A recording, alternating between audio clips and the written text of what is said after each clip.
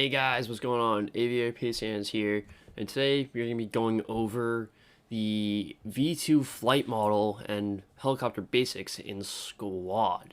So, a good thing about the new V2 update, so we go in the settings here, we now have experimental joystick controls. Use at your own risk. You can read the red text there, the asterisks.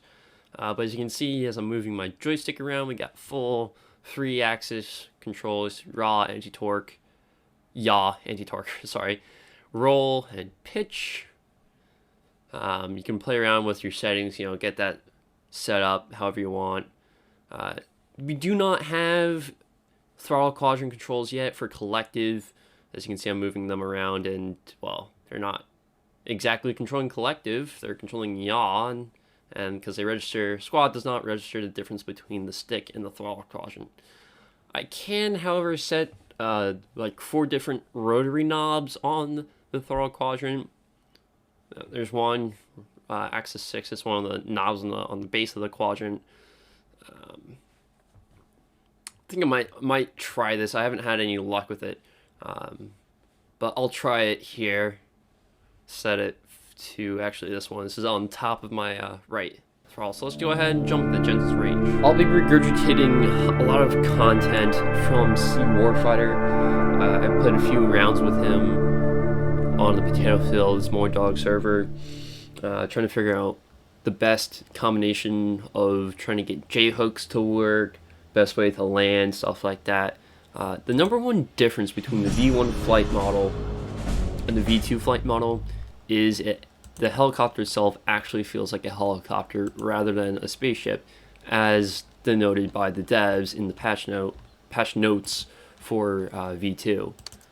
So, but the number one problem that most pilots have right now is the helicopter is a little bit less responsive as a result. It definitely feels heavier, more like you would expect it to be. However, when you're trying to go roll right or roll left or pitch forward, pitch back, it's a little bit easier to have a PIO moment, that is pilot-induced oscillation. And again, the biggest difference between V1 and V2 flight models is the capability to do a J-hook maneuver. And I'll explain it now and I'll show it a little bit later, but let's turn the engine on here. A J-hook is basically a quick way to decelerate and land the helicopter or the aircraft in a game of Squad. Now, as you can see, there's 50% throttle, so I can use W and S, or I could use the button that I have here on my throttle quadrant, the rotary dial, to use, which I guess is okay, but it is a little buggy, as you can see there, so I'm going to stick with W and S. Or not. Let's fix that really quickly before we crash out. Let's get the helicopter into a nice stable hover here, and let's change that control settings, controls, joystick. As you see, it does interfere quite a bit. There we go. Now we have full keyboard control again. So the J-hook maneuver used to be pretty simple. You could, I'll put a link into Cwarfighter's old V1 advanced helicopter tutorial where he goes in depth about a lot of other things, and I'll save you all from me talking about it in a less entertaining way. But essentially the J-hook used to be pretty simple. You'd be at speed, you go down to like 50 or no % collective, and you just bank and rudder away like that, and it was pretty predictable. However, as you can see there, that's the same control movement I would have done in V1, but I went way past where I tended to land. So also the collective is a little bit less responsive than it was in V1. Some might say it's a drastic difference between the two. I think it's just a slight difference. The other thing is that the top speed of the aircraft has seemingly improved a little bit from like 110 to 130. It's not really noticeable unless you're looking at the numbers all the time. yeah. Other things to note about the aircraft itself between the two versions, V1 and the V2 flight model, is that the aircraft seems to be a little sluggish in response to controls, less responsive overall. Also, rudder input, anti-torque, yaw, whatever you want to call it, seems to be ineffective anywhere above 50 knots. So if I'm in a slight bank like this and I add in rudder, I should be turning a little bit faster than I am right now. As you can see, there's some rudder, but it should be a little bit more drastic than that. And that's a lot of complaint from a lot of pilots in the game right now, is that rudder does nothing unless you're underneath 60 or something knots. So the number one method I figured out how to land with the V2 flight model without relying on a J-hook, because sometimes like this I've been able to like stall out the aircraft and it just doesn't, it takes a lot to handle it and not crash, which on Jensen's range is pretty easy not to crash. But when you're going into a field surrounded by trees or pretty close to your rotor blades, it's pretty difficult to control that random oscillation that is easily induced more easier to induce in the V2 flight model. So we'll just go out here and we'll just turn around and we're gonna land like this. This is full left stick right now, and boom. Occasionally I've been able to go into a complete quote-unquote stall in a turn like that, trying to bank, rudder, pitch, all those things. It just seems to stall out, and I could hold left stick all I want, but the aircraft just doesn't move to my inputs. So going over the easiest way that I found so far to land in V2 is, let's say we're at speed here, so we get closer around 500 meters or so. I'm going to go to 50% collective and pitch up 30 or 25 degrees, and there we go. You want to optimally pitch down, you know, go back to neutral, neutral pitch at around like 20 or so knots. That way you don't drift back like I did. I was a little bit distracted there, but as you can see, coming in over the LZ here, and around 27% is a good descent speed, but of course in the heat of combat you want to be closer to like 13 and then pitch up, add a lot of collective at the last second there to slow your descent. So that's it for the experienced players. That's all I have for you guys. If you're new to the game and you're trying to figure out how to fly a helicopter in squad, here are my tips for you. Number one, jump into Jensen's range as I've done here. Set up your controls for your mouse, keyboard, or joystick, whatever you're using to fly, and just practice. Practice flying, practice turning, practice rolling about, different ways to land with different collective numbers. Me and Cwarfighter we've found that the best ways to land is to essentially pulse back and forth between 0 collective and 50, just like that, or just hold 50% collective in a J-hook maneuver and then lower it down to 0 to start descending, and then hold around like 10 or 11% to have a nice slow descent. And then once you're more comfortable with these basic flight concepts of gently landing and stuff like that, you can practice flying low and fast, as that is your best defense against small arms fire and lat and hack kits, anti-tank rockets, if you will, on the ground. So you want to be low and fast, following roads, railroad tracks, whatever, in a map. And it's pretty easy to do here in Jensen's range, as there's not a lot of trees or stuff like that. And again, as I stall the aircraft there, I'm holding left stick and dead. Stall the aircraft out. As you can see, I'm still getting used to V2, and it's okay to crash as long as you don't have a lot of toxic helicopter mates there.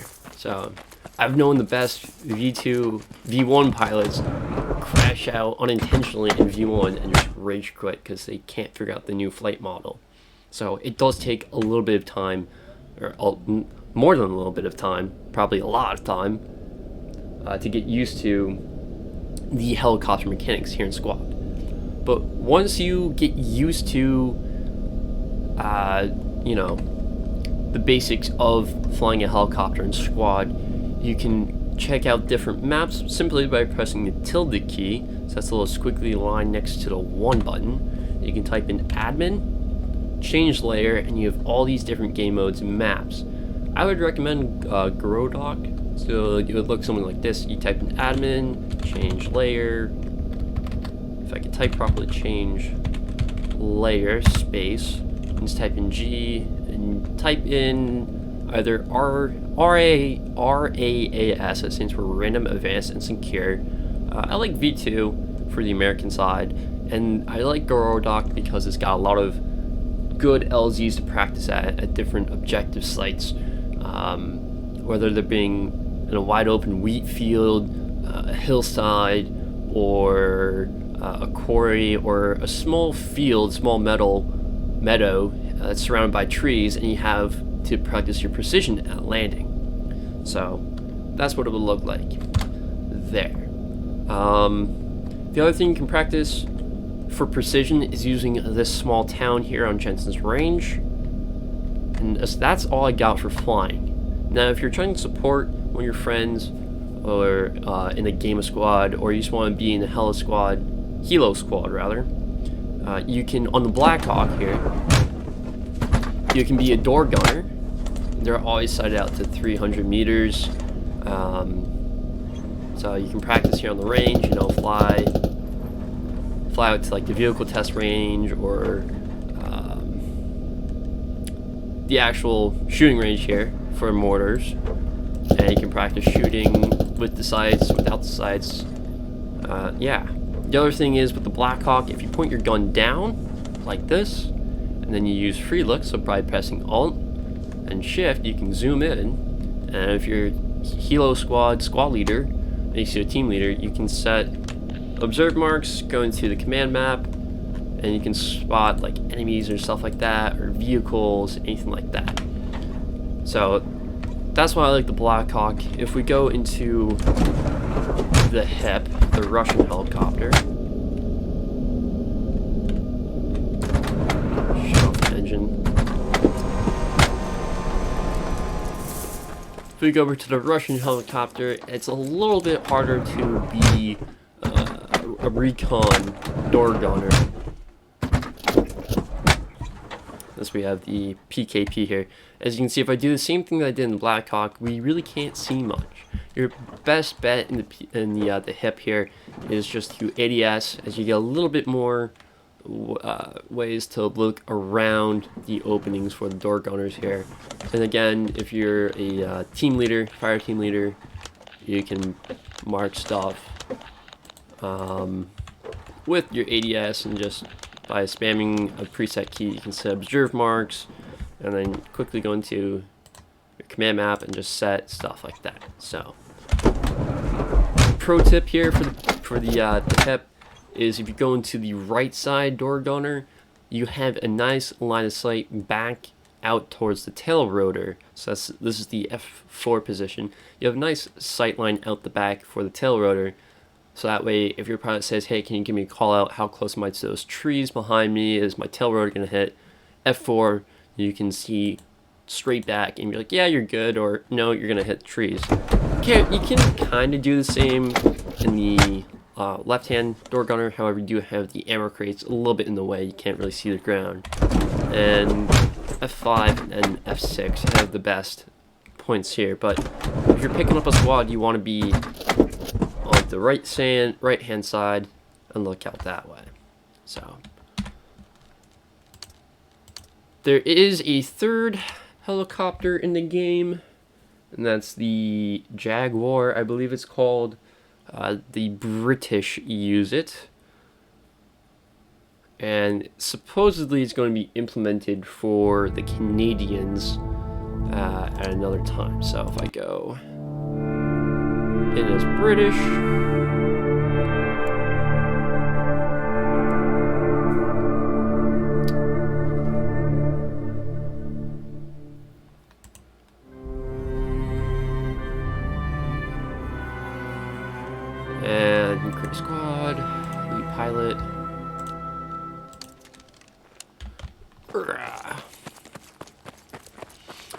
We have this helicopter, which I believe is called the Jaguar. The in-game names are a little bit different. SA-330, yeah, whatever that is. So it handles similar to a Black Hawk. Well, they all handle about the same, but again, you do have the door gunner positions here, inside the cockpit, you know, stuff like that. If you point, you can kind of stick your head out if you point your gun down. Again, this is brand new and was introduced into V2 pretty recently. It's a little bit better visibility than the PKP, or sorry, the HIP, but not as good as the Black Hawk for sure. So I guess pointing down and back is probably your best bet for being a good scout door gunner. We'll go over to the right hand side.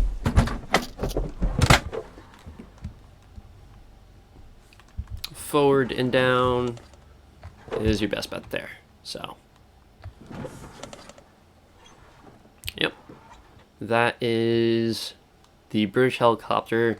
Another thing to note, although this is not major, is you see the resources you have in the British helicopter 1200, so capability for 600. The Black Hawk is 1000, and I believe the HIP, the MI8, is 15. So you always generally want to bring 600 build, which is enough for a HAB, radio, and an ammo crate, and then the rest ammo. And then you can be talking to squad leaders directly about, do you want more build or more ammo? It's more important to communicate to squad leaders about what to bring in the Black Hawk, as 400 ammo is typically enough for an entire squad to rearm again. Let's say they get a squad wipe and then they have to respawn with the HAB. It typically takes around 400 for them to rearm all of their weapons. So, but it's always a good idea to talk to squad leaders after the initial few logistics resource runs that you make as a pilot in squad. So that's all I've got for the basics of being a pilot in squad with the new flight model. So just remember, the best way to land is usually pitching up 25 degrees with 0 collective just to cancel out, and as you slow down, you want to be around 20 knots when you go pitch neutral, and then 20%, 50% collective to easier descent down. You can practice J-hooks. I still am trying to figure out the best combination of collective, rudder, pitch, roll, yaw to not stall out the aircraft and come down on the aircraft side. J-hooks are super hard. I'm sure Cwarfighter will have something out soon as well about how to be a pilot in V2 with the new flight model. And it's still, to my knowledge, the devs of Squad are still working on perfecting the flight model still in V2, trying to fine-tune it. They've initiated the major release of the new flight model, and as to my knowledge, they're still tweaking it just a little bit. So with that, guys, I'm Peace Hands. Fly safe.